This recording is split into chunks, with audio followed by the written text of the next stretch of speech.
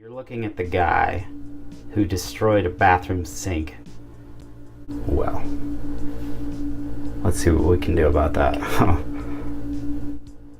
I got these jars of pennies laying about my house, and they're dirty pennies. So I'm soaking them in vinegar and salt, and then they look like this.